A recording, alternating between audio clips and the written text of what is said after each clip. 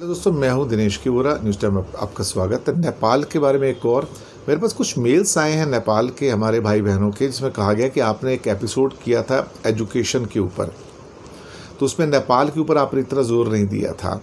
तो नेपाल के बारे में जो एजुकेशन में जो वहाँ पे अपग्रेडेशन की जो ज़रूरत है इस टाइम, वो काफ़ी ज़्यादा है।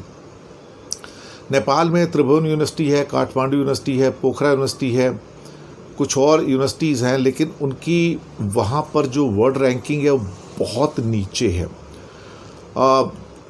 कुछ जो लेटेस्ट रैंकिंग भी आई हुई है 2018 से 2020 के बीच में, वहाँ पे जितनी भी नेपाल की जो यूनिवर्सिटीज़ हैं उनकी रैंकिंग 3000 से नीचे है इस टाइम।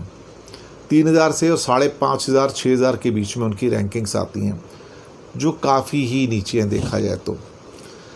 नेपाल के अंदर इस बात की ज़रूरत है क्योंकि 3 करोड़ की पॉपुलेशन है, तो पॉपुलेशन तो कम है नहीं, स्टूडेंट्स भी बहुत हैं, लिटरेसी रेट भी ठीक है, तो कहीं ना कहीं उनको एक टॉप लेवल का एक क्या कहते हैं कि technical institutions, medical institutions, law की इंस्टीट्यूशंस, आर्किटेक्चर की इंस्टीट्यूशंस और दूसरी जो स्पेशलाइज्ड जो एजुकेशनल इंस्टीट्यूशन होती हैं उनकी ज़रूरत तो पड़ेगी। अब जैसे कि जहाँ मैं मुंबई में रहता हूँ, तो यहाँ पर एक बड़ा स्पेशलाइज केमिकल टेक्नोलॉजी का एक यहाँ पे कॉलेज है जो इंडिया का ऑलमोस्ट नंबर 1 है। जैसे Tata institute of social sciences है, सोशल साइंसेज में इंडिया का नंबर 1 का इंस्टीट्यूट है। आईआईटीज़ बहुत बड़ी संख्या में हैं, आईआईएम्स बहुत बड़ी संख्या में हैं। इंडियन इंस्टीट्यूट ऑफ साइंस जो कि ख़ास तौर से बेंगलोर से वो दुनिया में टॉप रैंकिंग में आता है।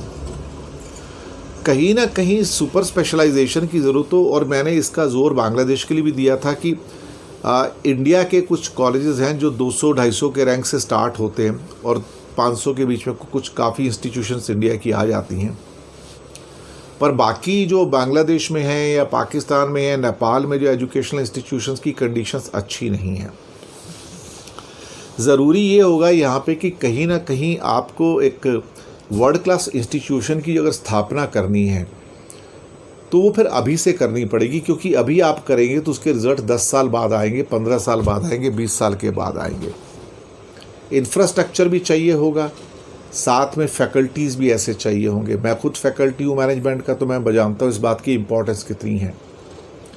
अब यहाँ पर वो नेपाल किसी भी देश से समझौता करके वर्ल्ड क्लास टेक्निकल इंस्टीट्यूशंस खोल सकते हैं, मैनेजमेंट की इंस्टीट्यूशंस खोल सकते हैं, इंडिया से भी कर सकते हैं, बाकी किसी देश से चाहे वहाँ से कर सकते हैं, क्योंकि इंडिया के दोनों संस्थान जो आईआईटीज़ हैं और आईआईएम्स हैं वो दुनिया भर में बहुत बड़े और बहुत फेमस हैं, तो उनसे कर सकते हैं। अगर चाहें